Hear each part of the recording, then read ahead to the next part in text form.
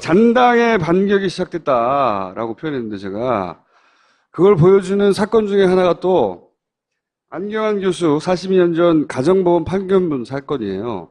굉장히 재밌는 사건입니다. 그래서 간단 요약하면 두 가지 버전이 있다는 거죠. 두 가지. 하나는 비실명화하지 않은 개인정보가 드러난 버전이 있고 또 하나는 정상적으로 비실명화를 해서 개인정보가 없는 두 가지 버전이 존재한다는 겁니다. 여기까지는 팩트인데 이건 사건이잖아요.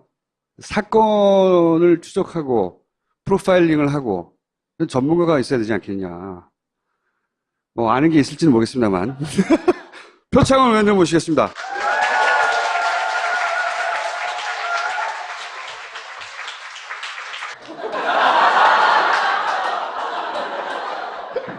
저는 이 사건은 굉장히 중요한 사건이라고 생각하거든요. 단순히 법원 행정처가 실수했다 차원이 아닌 설계로 의심된다. 개인적으로는 생각하는데 요약하면 두 가지 버전이 존재하는데 법원 행정처가 매우 민감한 시기에 매우 민감한 개인정보가 들어간 문서를 결제 라인을 다 거쳤는데 겨우 6분 뭐 이런 시간대에 내줘요.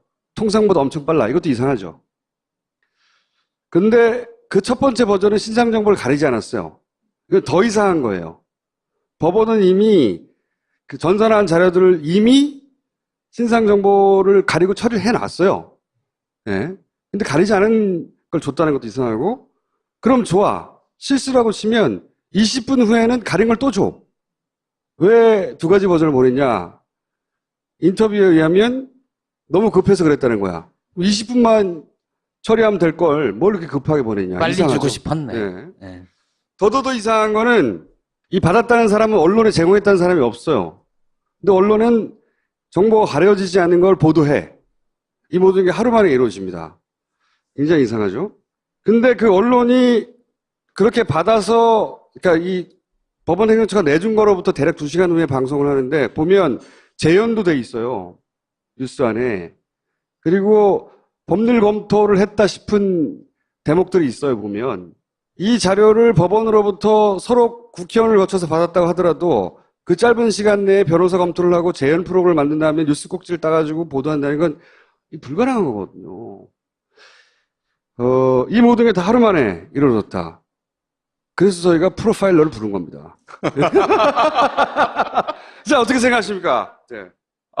네, 뭐 기적이 발생했다. 기적이 발생했다. 네. 또는 정말로 기가 막힌 우연의 우연. 아무런 그런 장애나 방해 요인이 없는 그런 그 일들의 연속이 기가 막히게 발생을 했다. 이렇게밖에는 해석할 수가 없고요.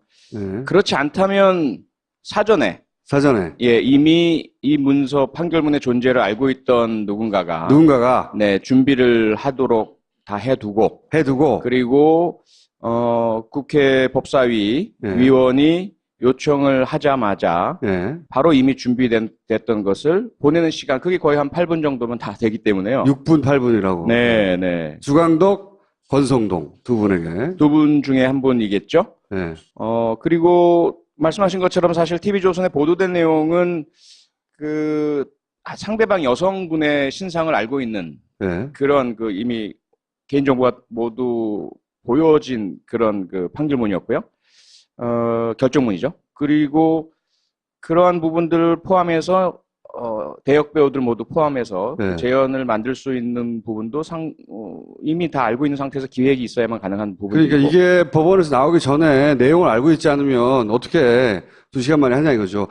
국회의원이 그걸 받아서 기자회견도 하기 전이거든요. 그러니까 어떻게 보면 그 상임위 소속 인사청문위원보다도 방송국이 먼저 이 사실을 알고 있었을 가능성이 상당히 높고. 상당히 높아 보입니다. 그리고 방송국에서 국회의원에게 오히려 청탁을 해서 그 합법적인 절차를 요식행위를 거치도록 요청했다면 오히려 자연스러운 일련의 사건의 흐름이라고 볼 수 있죠.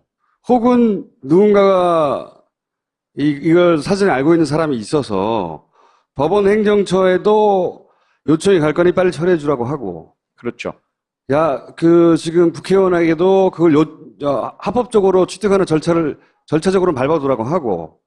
그 다음에 방송국에도 이 뉴스가 이제 곧 터지니까 미리 준비하라고 자료를 주고, 이렇게 법원과 국회와 방송, 언론을 다 컨택할 수 있는 누군가, 그리고 이 자료를 미리 알고 있었던 누군가가 설계했다고 생각하면 자연스러워요. 누굴까요, 그게? 접니다. 너무 쉽게 자백을 하시는군요. 그리고 또 동시에 이걸 개인이 할 수 있겠나 이런 생각도 들어요. 그렇죠? 누군가 국회의원 하나가, 중앙당 의원 하나가 어떻게 다 움직여요, 이거를. 그거 잘하는 기관은 있는데 기관은 있죠. 바뀌었잖아요. 예전에 우리가 국정원을 공격할 때는 국가가 아니라 정권에 충성한다고 우리가 공격을 했는데, 이번엔 정권에 바뀌었는데 정권에 충성하지 않고 이제는 야당에 충성하는 거잖아요. 이렇게 되면 케이스가. 네, 그런데 국정원만 있는 것은 아니고요. 그렇죠. 후보 1 국정원. 그리고 청와대, 전 정권 청와대, 예. 그리고 검찰, 경찰, 이 정보를 다루는 모든 기관은 조난 자료라고 해서 그렇죠. 중요 인물들에 대해서 그 성향을 불문하고 다 그 과거의 뭐 추문 혹은 확인되지 않은 소문까지 다 확인을 합니다. 다 총수 것도 있을까요? 당연히 있죠. 있죠. 예, 당연히. 저도 절대로 청문회 나오면 안 돼요. 큰일 납니다. 뭐 본인이야 다 망가졌지만 본인과 관련된 주변 분들이 다 큰일 나기 너 때문에. 얘랑 사귀었지부터 시작해가지고. 그러니까 그 상대방 김모 여인 뭐 죽어! 예, 뭐 이렇게 해가지고. 네, 주변 인물들이 초토화된다고 봐야죠. 네. 그러다 보니까 이제 아직 확실치는 않지만 그런 범행이 가능한 용의선상에 생각나는데, 예, 용의선상에 올라가는 어떤 조직 집단들은 국정원뿐 아니라 검찰도 있고요. 그렇죠. 그리고 이 인력들은 서로 많이 연결되어 있습니다. 국정원에도 검사가 파견 나가 있고 오랜 동안 같이 있었고 청와대에도 이 마찬가지고요. 검찰설의 어떤 근거로 약간 작용할 수 있는 것은 이 자료를 받았다고 하는 사람이 검찰 출신이고 주광덕 의원, 김기춘 비서실장 시절에 민정 라인이고, 네. 그리고 같이 잠시 후에, 그러니까 시간상으로 더 빨리 받은, 6분 만에 받은 권성동 의원도 이걸 받았거든요. 역시 검찰 출신이에요.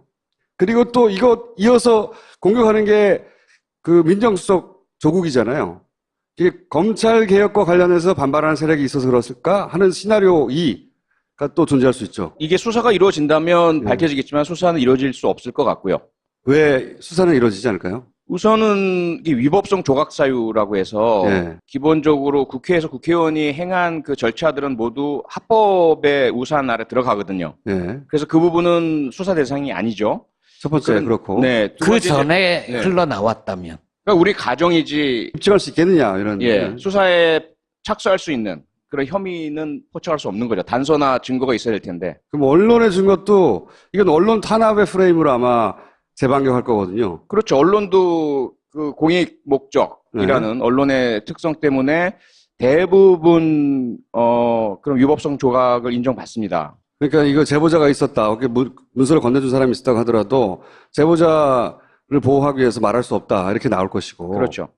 근데 그 제보자가 국정원이었어. 검찰이었어. 문제는 이제 아직 어느 정도의 가능성 남아 있는 것이 만약에 피해 당사자가 예. 그 방송 보도에 대해서 뭐 그 피해 사실은 아니지만 그 해당되는 법률 사안 판결 내용에 대한 공표로 인해서 내가 명예를 훼손당했다. 네.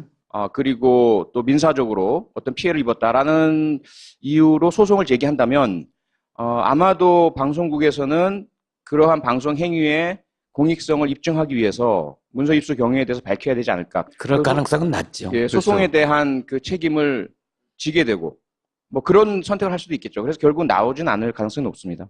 그러면 세 번째 후보는 법원인가요? 법원도 법원 내 양승태 대법원장을 비롯해서 문재인 정부를 탐탁치 않게 여기는 사람들이 있어요, 많이. 그렇죠. 법원이 가장 가능성은 높죠. 이게 쉽죠. 그런 행동을 하기가 하긴 쉽죠. 자체 내에서 그냥 판단 내려서 해버리면 되니까. 근데 법원은 자기들이 금고에서 꺼냈으니까 네. 그게 이제 법원 가능성의 근거고, 근데 이제 반론은 법원이 하긴 너무 공격적이고 뭐랄까요, 과감하지 않나, 법원의 속성상. 다만 이제 법원 내에 그 결정문이 있는 것은 맞지만 그것이 법원에 있다는 사실 자체는 외부에서 발설되었을 가능성이 높죠. 법원 내부는 정보 조직을 갖고 있지 않기 때문에 그렇죠. 예, 네. 그걸 뭐 수시로 유명인이나 유력인들에 대한 과거 3, 40년 전 그 결정이나 판결 42년 자료들을 전이요. 예, 네. 그걸 뒤져보는 일은 안 하거든요. 그 안 하죠. 누군가가 미치지 않고서야. 예, 그 부분을 좀 찾아와 달라라는 이야기는 누군가 했다는 거죠. 그 이야기를 하는 사람은 법원 밖에 있는 인물의 가능성이 높은 거죠. 근데 이걸 뭐랑 비교를 해보면 괜찮냐면 예전에 이회창 후보 아들 병역 문제가 정치권에서 논란이 됐을 때 아들들 병적 기록표를 제시하라 이랬었거든요. 근데 그게 개인정보라고 해서 정말 꼭꼭 감춘 거를 나중에 찾아냈죠. 아주 우연한 계기로. 그것도 네. 나중에 이제는 말할 수 있다 해서 얘기할 때가 있을 텐데. 아, 그렇게 멀리 갈 필요가 없이요. 네. 최근에 저희가 국회에서 그 백남기 농민 뭐 경찰 감찰 자료라든지 네.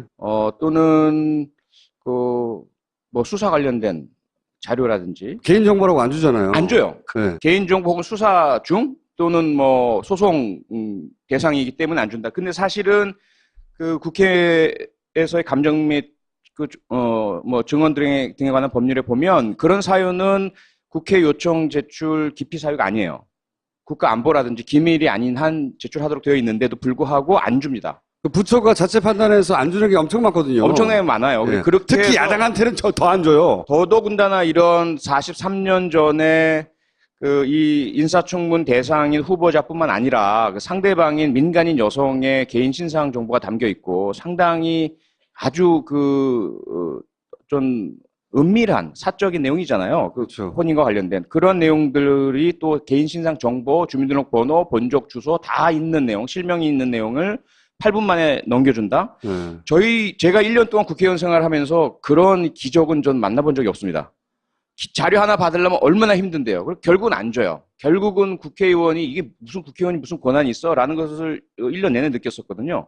그런데 뭐 이번 건은 정말 저는 이해할 수 없는 더군다나 법원행정처가 그걸 내줄 때 결제 라인이 있어요.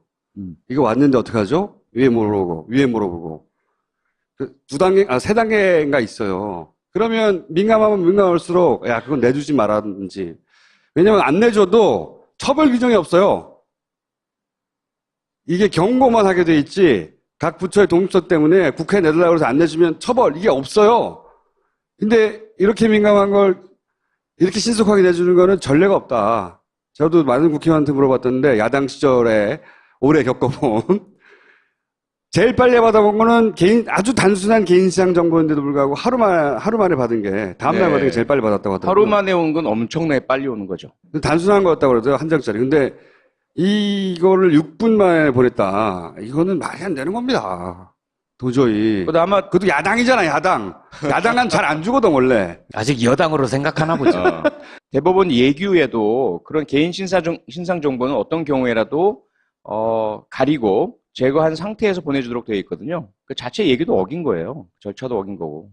저는 이제 말씀하셨듯이 국정원일 수도 있고, 검찰일 수도 있고, 뭐 법원일 수도 있고, 우리가 생각하지 못하는 개인일 수는 없어요. 어떤 기관일 수 있다고 생각하는데, 이게 저는 국정원적이라고 생각하는 게, 제가 오랫동안 국정원과 몸을 섞었다고 할까요?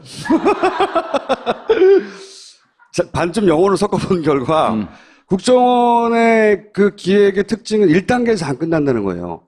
1단계, 2단계, 3단계, 4단계 그림을 막 항상 그리고 1단계를 시작해요. 근데 이제 이게 처음에 악용한 문서, 그러니까 이 파일이 나왔을 때, 예정제 파일이 나왔을 때, 이거는 그냥 누군가가 정말 열심히 찾아낸 걸 수도 있겠다라고 생각했는데, 이게 이제 점점 시간을 지나서 두 개가 존재하고, 그리고 또 조국 민족수석을 때리기 넘어가고, 그 다음에 야당이 그 이후에 마치 정해진 듯한 스텝을 착착착 밟아가거든요. 대출 국면을 만들어내고, 이건 굉장히 국정적이다. 그러니까 박정희, 박근혜로 이어지는 혹은 MB로 이어지는 그 라인들, 이 내부에 살아있었건, 혹은 뭐 외부에서 그쪽에다가 오더를 줬건, 그럴 가능성이 있다. 그러니까 찾기는 좀 어려운데 저도 상당 부분 동의하는 것이 네. 저희가 이제 프로파일링 할 때 MO라는 게 있거든요. 네.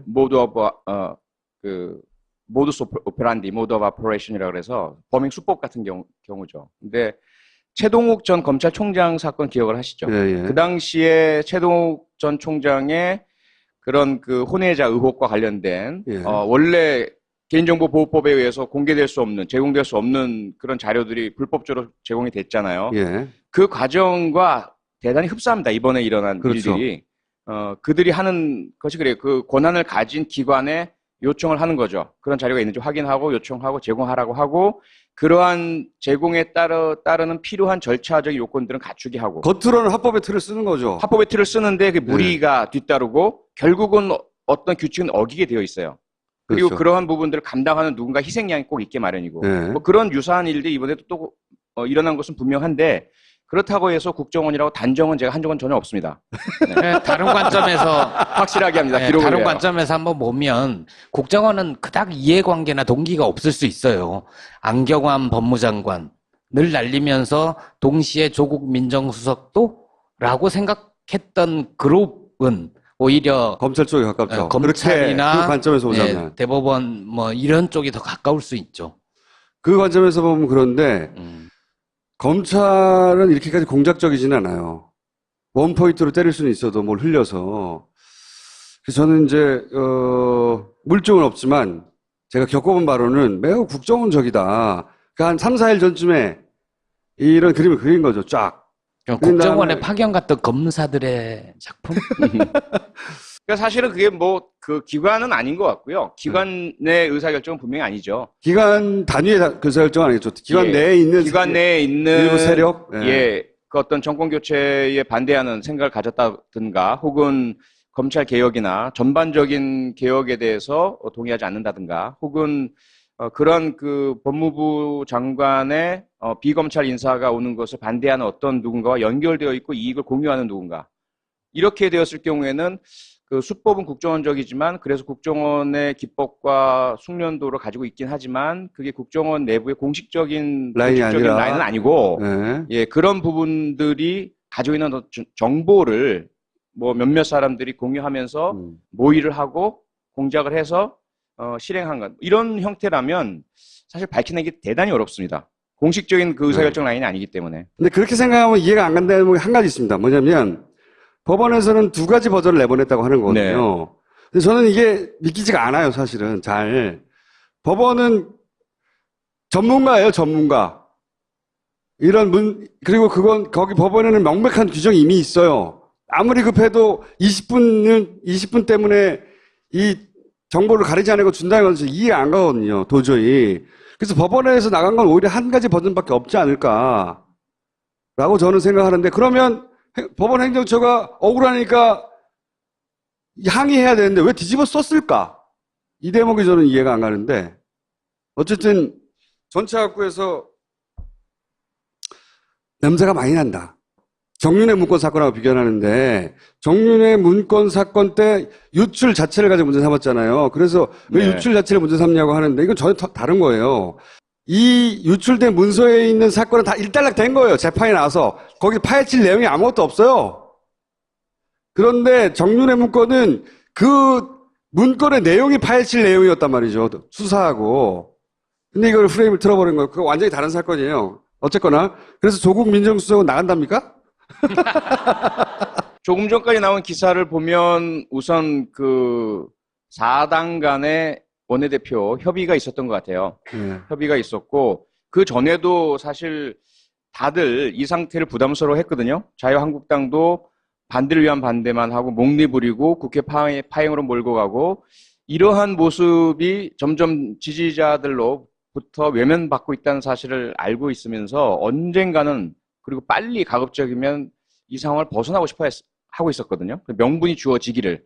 그래서 계속 이제 흘러나온 말들은 뭐냐면 대통령이 사과를 해라. 뭐 이런 식의. 조국이 와라. 예. 그리고 이제 운영위에 민정수석이 출석을 해라. 뭐 이런 것들을 요구를 하는 것이었죠. 그러면서 일정 정도의 명분만 만들어준다면 우리가, 정부조직법, 그 추경, 그 국회 일정에 협조하겠다. 이런 이제 분위기는 있었어요. 그리고 우리도 마찬가지로 정부 빨리 출범을 해야 되는데 추경도 통과가 돼야 되고 정부조직법도 이제 통과가 돼야만 새로운 정부 구성이 될 테니까 그러니까 어쨌든 타협을 봐야만 하는 입장이었고요. 그러다가 이제 오늘 국회의장께서 이제 주재를 하셨고, 그리고 그 전에 청와대 정무수석이 왔었죠. 국회의장을 예방하면서 요청을 드렸고, 그러다가 이제 그 4당 원내대표 간에 만나서 합의한 내용이 아마 그거 같아요. 그래서 아마 조국 민정수석도 동의를 한 것 같고, 그래서 운영위원회에 출석하겠다. 조국 민정수석이 수석하는 것으로 이제까지 나온 기사만 보면 그런 것 같습니다. 좀 더 확정된 건 아닌데요. 수석하는 게 제가 보기엔 야당한테는 안 좋은 것 같은데. 그렇죠. 비주얼상. 그리고 논리적으로 잘 답변할 것 같은데. 네, 뭐 워낙 논리적이고 이 사건 자체에 대해서 민정수석이 뭐 더 이상 밀리거나 몰릴 이유가 전혀 없거든요. 기본적인 사과는 네. 할 테고, 네. 포괄적인. 그렇죠. 어쨌든 인사 문제가 생겨서 죄송하다는 사과는 할 것이고, 그 외에 질의나 공격에는 대단히 잘 방어할 것 같은데. 그렇죠. 근데 이제 이런 거죠. 때리는 게 목적인 거예요. 조국 지금 한 달 반 됐는데 민정수석을 어떻게 날려요? 못 날려요. 대통령이 미치지 날리지 않고요. 예, 그걸 뻔히 알지만 어쨌든 끌어내서 때리고 지지율을 흔들고 잡음을 만들어내서 왜냐하면 기사를 다 읽는 사람보다 쓱쓱 이미지만 받아들이는 사람이 많으니까 어쨌든 지지율 끌어내리고 흔들어내려고 하는 거죠 지금. 그리고 일종의 성과를 올려야 된다라는 강박관념이 좀 있는 것 같아요. 그동안 그렇게 욕먹으면서 반대를 했는데 아무런 것도 얻지 못하고 물러서면 완전히 그건 뭐 죽는 거니까 무엇이라도 하나 가시적인 성과를 거둬야 될 텐데 그게 아마 민정수석의 운영이 출석인 것 같습니다. 민정수석 뭐고 하고 주는 거예요 그럼? 운영위원장은 안 바꾸나요? 원래 운영위원장은 여당이 했던 거잖아요. 네, 관행이죠. 네. 법적인 강행사항이 아니다 보니까 네. 자유한국당이 안 주고 있어요. 네, 지켜라라고 하는데 안 내놓고 있습니다. 그런 것도 처음 보네. 처음 봅니다, 진짜. 예, 예. 여당 국회 그 운영위를 소집할 수 있는 운영위원장 이걸 여당이 하거든요. 근데 지난번에는 자유한국당이 여당이었으니까 운영위원장을 했을 거 아니에요. 정권이 바뀌었잖아요. 그럼 줘야 돼? 안 주고 있어요. 민주당에서 어떻게 해야 돼 이거? 여당이니까 여당답게 네. 점잖게 품격 있게 여당답게 가서 다 목 졸라요. 몸싸움하고 꺼져라 이 새끼들아 이러고. 그러니까 저희는 정말 억울한 게 야당일 때도 무조건 참았어요. 야당일 때는 뭐 하면 발목 잡는다고 공격을 하고. 네, 거기다가 이제 지난번 이제 20대 국회 구성되자마자 정세균 국회의장의 첫 개원 그 인사 연설 때 뭐 사드에 대해서 한마디 했다고 막 소리 지르면서 전부 퇴장하고 그 다음에 국회의장실 점거하고 국회의장 공간 앞에 가서 거기는 사실 집회 및 시위에 관한 법률상 100m 이내에서 집회 못하는 곳이에요. 다 잡아가야죠. 안 잡아가죠. 그래서 거기서 밤새도록 시위를 했어요. 이정현 대표가 단식했을 때. 예. 단식도 하고 그 다음에 이제 국정감사를 해야 되는데 국정감사도 여당이 사상 최초로 여당이 보이콧을 해버렸잖아요. 그러니까 저희가 야당이 또 이상한 거예요. 야당은 오히려 우리가 막 뭐 보이콧하고 하지 말라고 그러고 주장해야 될 텐데 우린 전부 국회 일정 하자고 하고 여당이 막 국회 열지 말자고 하고 근데 여당이 됐는데 똑같은 거예요. 여당이 됐는데 저 사람들은 또 야당의 권위 다 누리고 권한 다 자유 다 누리고 기억하실 거예요. 저는 이제 딱 2개 국회의원이 된 이후에 인사청문회를 겪었던 것이 이철성 전 지금 현재죠. 경찰청장하고 김재수 농림축산식품부 장관하고 얼마나 문제가 많았어요. 음주운전. 운전만이 아니라 음주 사고에다가 당시에 경찰관 신분을 속였기 때문에 징계를 안 받았고 만약에 경찰관 신분임을 드러냈다면 중징계를 받았을 테고 경찰청장이 될 수는 없는 거죠. 그런 부분이기 때문에 대단히 심각한데도 불구하고 강행했어요. 청문보고서 채택을 안 해줬지만 임명했어요. 그때 이제 우리가 어떻게 할까 이건 받아들일 수 없지 않나라고 했을 때 그래도 우리가 인사권자의 결정에 대해서 야당이 뭐 여기에 대해서 뭐 국회 파행으로 간다든지 장외를 간다든지 하면 우리가 역풍을 맞아 이러면서 우리는 스스로. 그거를 고쳐야 돼 정신 마인드를. 아니 근데 그 자체가 저희는 정말 잘했다고 생각하는 게 그때 우리가 국회의 정규 일정을 모두 지켜나가면서 어쨌든 대통령의 인사권을 존중을 해줬거든요. 그렇기 때문에 우리가 할 말이 있는 거죠 지금. 제가 보기에는 이 민주당이 아직도 야당 때 뭐랄까요 그 수줍음? 얌전함? 뭐 이런 거. 부드러움? 뭐 이런 걸 갖추고 있죠 저희가. 그 자기 검열 이걸 좀 버리고 네. 좀 강하게 들이받고 나가세요. 요거 헤드락하고 하고 드러내고 다 꺼져 이 새끼들 하고. 민주당 내에서는 그런 얘기는 없습니까? 야, 우리 이번엔 세게 돌파하자 이런 얘기요? 제가 제일 강성이니까. 언제나 제가 무슨 사고 칠까봐 걱정들 하고 계시기 때문에 예. 저는 늘 이렇게 자기검열을 상당히 강하게 하고 있습니다. 예? 네, 고맙습니다. 예. 제가 오촌살인 사건 재수사도 얘기를 나누려고 했는데 예. 오촌살인 사건 재수사 여당이 됐는데 할 수 있습니까? 경찰은 할 생각이 없다는데? 그러니까 그게 좀 이상한 게 이철성 경찰청장은 수사 경험이 전혀 없어요. 그리고 이 사건에 대해서 잘 몰라요. 예. 그런데 재수사할 필요가 없다는 말을 왜 하는지 전 이해를 못 하겠고 예. 굳이 그 말을 하지 않아도 되거든요. 굳이 했잖아요. 그러니까요. 수사국장에게 위임해도 되는 것이고 그래서 저는 전혀 불필요하고 해서는 안 될 말을 했다라고 생각을 네. 하고 그 말을 하라고 누가 시키지 않았을까요? 그것도 설계자가 있는 아니, 그러니까 저는 경찰청장이 이 사건에 대해서 재수사할 생각이 없다는 말을 할 필요가 없거든요. 전혀 할 필요가 없어요. 네. 그 얘기를 왜 해요? 검토한다고 해도 되죠. 그거는 그 자체가 수사권 독립을 하면 안 된다라고 경찰청장이 외치는 거랑 똑같아요. 왜 우리가 수사권 독립을 하자고 합니까? 검찰이 쥐고 있고 경찰이 마음대로 못하니까라는 것인데 지금 수사 라인에도 들어가지 않고 형사소송법상 수사권이 없는 경찰청장인데 그 사람이 수사를 하지 않겠다라고 하는 것은 경찰 내 수사가 행정으로부터 독립되지 않다는 이야기예요. 그렇게 이야기해가지고 무슨 검찰로부터 수사권을 독립시켜달라고 할 수 있겠습니까? 그리고 그 사건에 대해서 왜 재수사하지 않겠다고 하는지를 모르겠어요. 그 모든 사건의 그 수사라는 것은 그 재판과 다르기 때문에 재심은 상당히 어렵잖아요. 요건도 강하고 다시 판결에 준하는 재심 결정이 있어야 되지만 수사라는 것은 행정행위이거든요. 얼마든지 혐의점이 더 드러난다든지 의혹이 제기된다든지 새로운 어떤 진술이나 증인이나 증거나 이런 것이 나타나면 당연히 재수사를 해야 되는 것이거든요. 이 부분은 경찰청장이 판단할 게 아니에요. 할 얘기도 아니고 수사를 담당했던 경찰서에서 다시 한번 들여다보고 그쪽에서 만약에 재수사할 필요가 없다라고 한다면 말이 돼요. 그러면 그 부분에 대해서 다시 챌린지하고 수사 이의 신청하고 이렇게 하면 되거든요.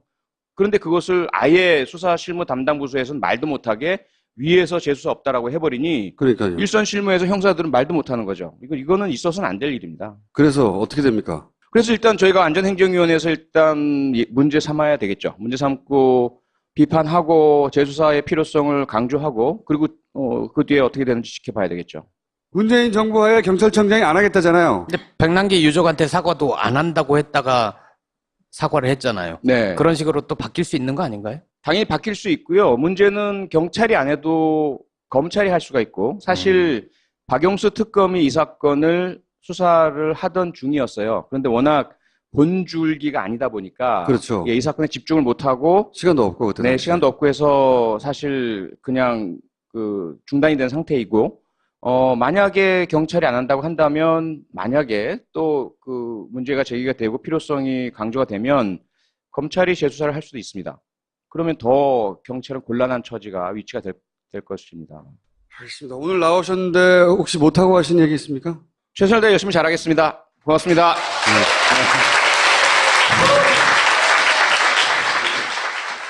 PPL 첫 번째, 아름다운 재단.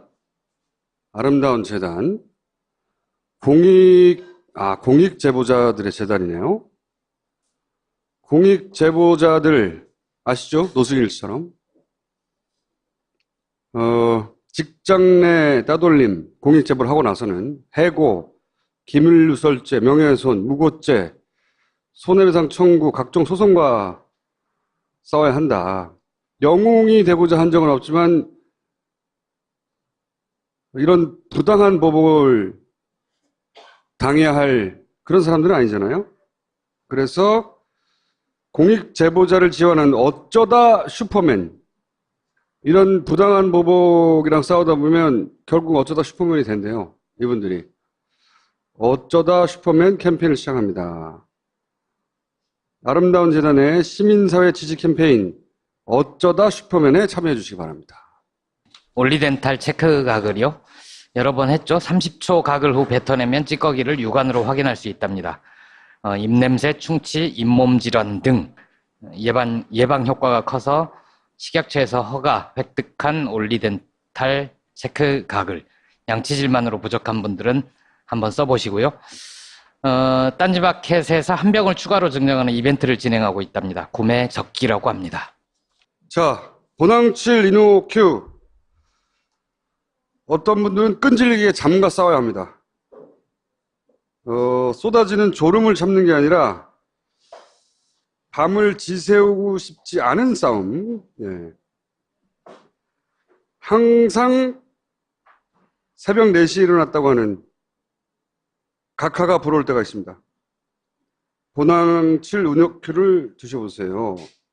편안한 밤을 위한 선택. 황칠나무로 만든 보낭칠 이노큐는 드시면 편안한 밤을 보내실 수 있습니다.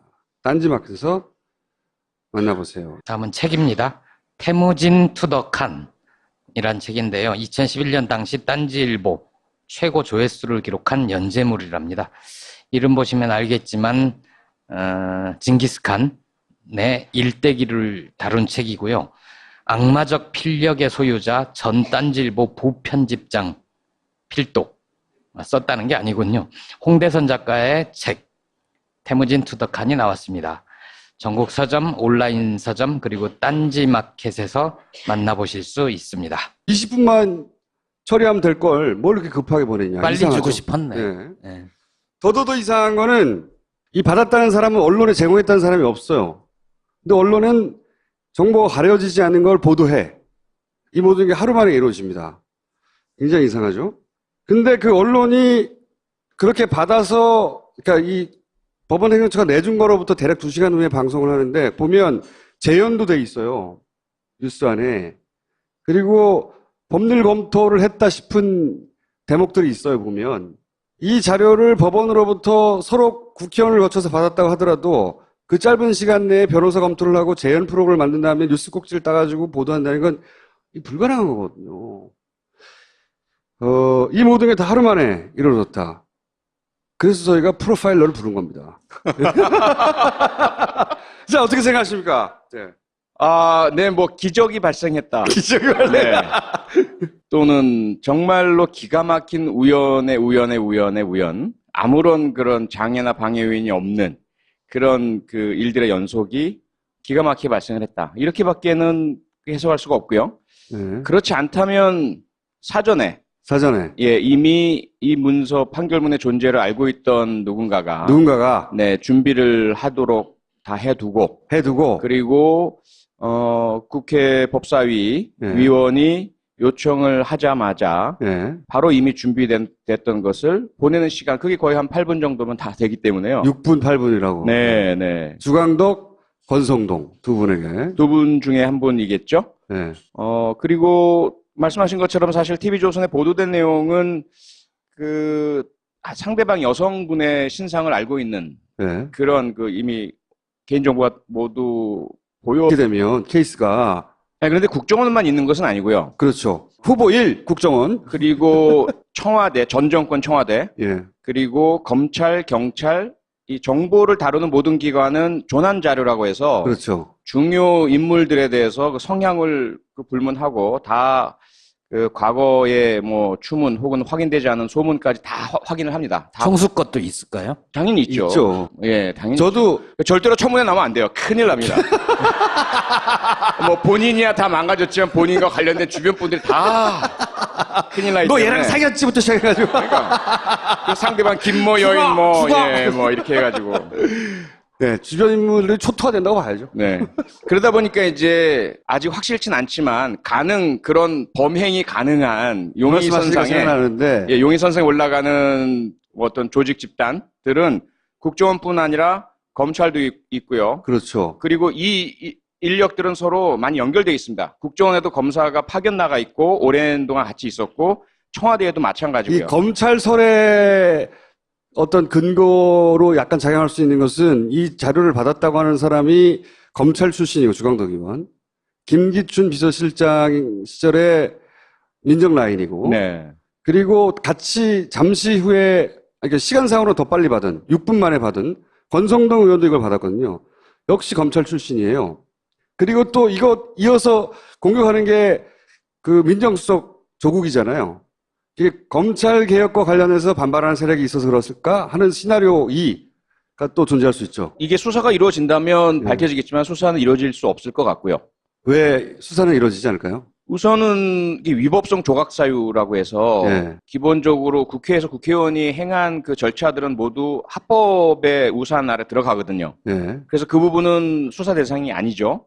첫 번째 그렇고 네. 두 그 번째, 전에 네. 흘러나왔다면. 그러니까 우리 가정이지 입증할 수 있겠느냐 이런. 예, 수사에 착수할 수 있는 그런 혐의는 포착할 수 없는 거죠. 단서나 증거가 있어야 될 텐데. 그럼 언론에 준 것도 이건 언론 탄압의 프레임으로 아마 재방영할 거거든요. 그렇죠. 언론도 그 공익 목적이라는 언론의 특성 때문에 대부분 그런 위법성 조각을 인정받습니다. 그러니까 이거 제보자가 있었다. 이렇게 문서를 건네준 사람이 있었다고 하더라도 제보자를 보호하기 위해서 말할 수 없다. 이렇게 나올 것이고. 그렇죠. 근데 그 제보자가 국정원이었어. 검찰이었어. 문제는 이제 아직 그 어느 정도의 가능성 남아 있는 것이 만약에 피해 당사자가 예. 그 방송 보도에 대해서 뭐 그 피해 사실 공표 피해 사실은 아니지만 그 해당되는 법률 사안 판결 내용에 대한 공표로 인해서 내가 명예를 훼손당했다. 네. 그리고 또 민사적으로 어떤 피해를 입었다라는 이유로 소송을 제기한다면 아마도 방송국에서는 그러한 방송 행위의 공익성을 입증하기 위해서 문서 입수 경위에 대해서 밝혀야 되지 않을까. 그럴 가능성은 낮죠. 예, 소송에 그렇죠. 대한 그 책임을 지게 되고 뭐 그런 선택을 할 수도 있겠죠. 그래서 결국 나오진 않을 가능성이 높습니다. 그러면 세 번째 후보는 법원인가요? 법원도 법원 내 양승태 대법원장을 비롯해서 문재인 정부를 탐탁치 않게 여기는 사람들이 있어요, 많이. 그렇죠. 법원이 가장 가능성은 높죠. 이게 쉽죠. 그런 행동을 하기가 하긴 쉽죠. 자체 내에서 그냥 판단 내려서 해버리면 되니까. 근데 법원은 자기들 금고에서 꺼냈으니까 네. 그게 이제 법원 가능성의 근거고, 근데 이제 반론은 법원이 이루어진 그런 그 판결문이었고요. 결정문이죠. 그리고 그러한 부분들을 포함해서 대역 배우들 모두 포함해서 네. 재연을 만들 수 있는 부분도 이미 다 알고 있는 상태에서 기획이 있어야만 가능한 부분이고. 그러니까 이게 법원에서 나오기 전에 내용을 알고 있지 않으면 어떻게 2시간 만에 하냐 이거죠. 국회의원이 그걸 받아서 기자회견도 하기 전이거든요. 그러니까 어떻게 보면 그 상임위 소속 인사청문위원보다도 방송국이 먼저 이 사실을 알고 있었을 가능성이 상당히 높고. 상당히 높아 보입니다. 그리고 예, 네. 방송국에서 국회의원에게 오히려 청탁을 해서 그 합법적인 절차를 요식행위를 거치도록 요청했다면 오히려 자연스러운 네. 일련의 사건의 흐름이라고 볼 수 있죠. 혹은 누군가가 이걸 사전에 알고 있는 사람이 있어서 법원 행정처에도 요청이 갈 거니 빨리 처리해 주라고 하고. 그렇죠. 야, 지금 국회의원에게도 그걸 합법적으로 취득하는 절차적으로 밟아두라고 하고. 그 다음에 방송국에도 이 뉴스가 이제 곧 터지니까 미리 준비하라고 자료를 주고. 이렇게 법원과 국회와 방송, 언론을 다 컨택할 수 있는 누군가, 그리고 이 자료를 미리 알고 있었던 누군가가 설계했다고 생각하면 자연스러워요. 누굴까요, 그게? 접니다. 너무 쉽게 자백을 하시는군요.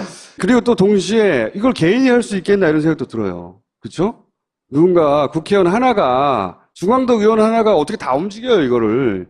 그거 잘하는 기관은 있는데 기관은 있죠. 바뀌었잖아요. 예전에 우리가 국정원을 공격할 때는 국가가 아니라 정권에 충성한다고 우리가 공격을 했는데, 이번엔 정권에 바뀌었는데 정권에 충성하지 않고 이제는 야당에 충성하는 거잖아요.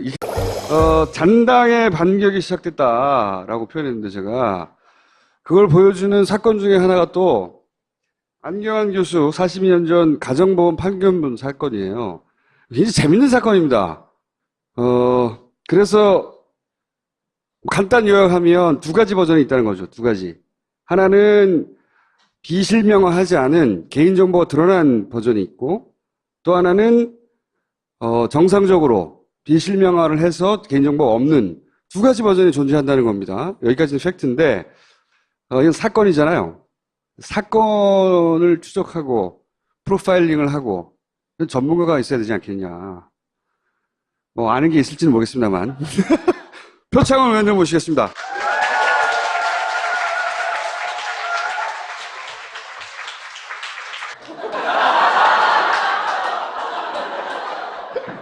저는 이 사건은 이제 중요한 사건이라고 생각하거든요. 단순히 법원 행정처가 실수했다 차원이 아닌 설계로 의심된다. 개인적으로는 생각하는데 요약하면 두 가지 버전이 존재하는데 법원 행정처가 매우 민감한 시기에 매우 민감한 개인정보가 들어간 문서를 결제 라인을 다 거쳤는데 겨우 6분 뭐 이런 시간대에 내줘요. 통상보다 엄청 빨라. 이것도 이상하죠. 근데 그 첫 번째 버전은 신상 정보를 가리지 않았어요. 이건 더 이상한 거예요. 법원은 이미 그 전산한 자료들을 이미 신상 정보를 가리고 처리를 해놨어요. 예. 근데 가리지 않은 걸 줬다는 것도 이상하고, 그럼 좋아. 실수라고 치면 20분 후에는 가린 걸 또 줘. 왜 두 가지 버전을 보냈냐? 인터뷰에 의하면 너무 급해서 그랬다는 거야.